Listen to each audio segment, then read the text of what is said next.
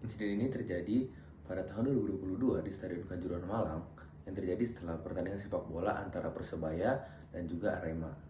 Insiden ini terjadi karena pendukung-pendukung dari Arema FC yang menerobos ke lapangan dikarenakan kekecewaan atas kekalahan tim mereka. Petugas keamanan pun mengambil keputusan dengan cara menyemprotkan gas air mata kepada pendukung-pendukung yang menerobos ke arah lapangan. Lalu, apa evaluasi dari kelompok kami? Yang pertama, petugas keamanan harus lebih berhati-hati dalam menggunakan gas air mata ataupun tindakan keras lainnya karena akan dapat memicu kepanikan massa. Yang kedua, perlu ditingkatkannya dan koordinasi dan juga pelatihan para staf-staf keamanan agar dapat mengatasi situasi tersebut dengan efektif. Yang ketiga yaitu stadion perlu menunjang fasilitas dengan standar keamanan yang ketat, terutama dalam penambahan pintu-pintu keluar dan juga jalur evakuasi yang jelas. Yang keempat dan juga yang terakhir adalah perlu evaluasi menyeluruh dari manajemen dan juga staf-staf keamanan agar tragedi-tragedi seperti ini tidak terjadi di masa depan lagi. Halo, saya Syamaika. Saya ingin menjelaskan tentang deduktif spesifik berdasarkan kasus yang diberikan. Yang pertama ada silogisme. Silogisme merupakan metode untuk menarik kesimpulan dari dua permasalahan atau premis khusus dan umum. Contoh, semua klub sepak bola yang bermain di Kanjuruhan adalah anggota liga profesional. Arema FC bermain di Kanjuruhan. Kesimpulan, Arema FC adalah anggota liga profesional. Yang kedua ada modus ponens. Jika P maka Q, padahal P maka Q.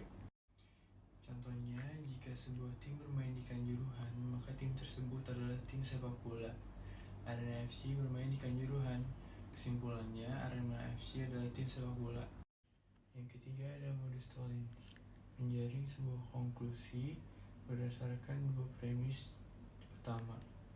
Jika P maka Q, padahal bukan Q, jadi bukan P. Contohnya, jika sebuah tim bukan tim sepak bola, maka tim tersebut tidak akan bermain di Kanjuruhan. Arema FC bermain di Kanjuruhan. Jadi kesimpulannya Arema FC adalah tim sepak bola. Yang keempat ada reduktio dan reduktio ad absurdum.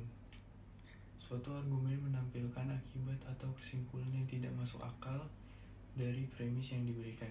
Kemudian disimpulkan bahwa kesimpulan pasti salah. Contohnya, jika Kanjuruhan bukan tempat di mana tim sepak bola bermain, maka Arema FC tidak bermain di Kanjuruhan. Kesimpulannya, Arema FC bermain di Kanjuruhan. Yang terakhir ada dilema. P atau Q, jika P maka R, jika Q maka S, jadi R atau S.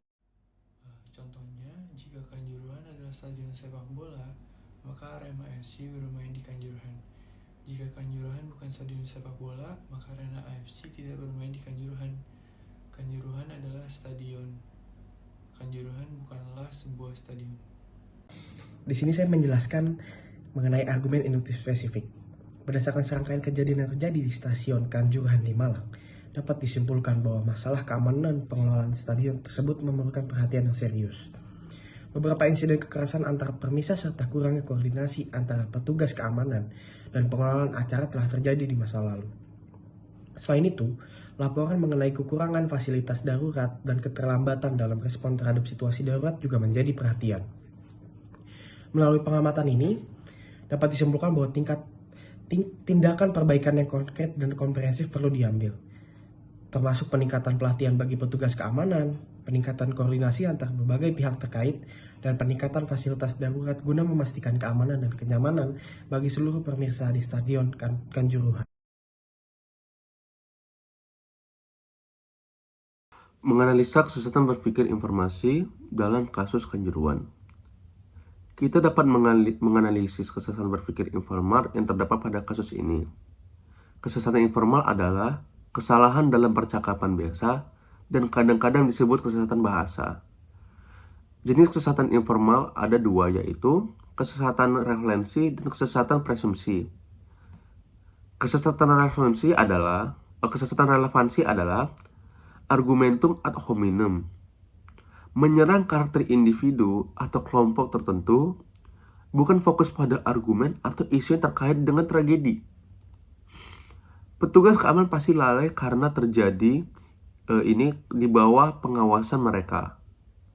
Menyerang karakter petugas keamanan tanpa membahas prosedur dan protokol keamanan yang ada. Kesulitan presumpsi yaitu post hoc ergo propter hoc.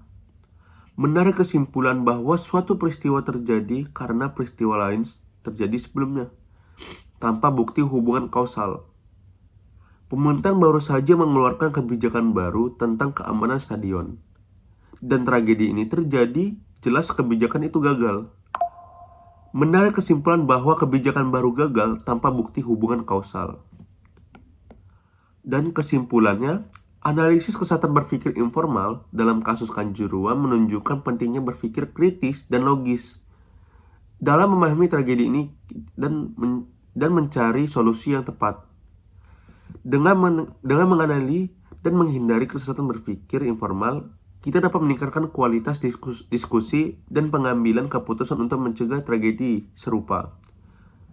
Selain kesesatan berpikir informal, yang disebutkan di atas masih banyak jenis lainnya yang dapat ditemukan dalam kasus Kanjuruhan.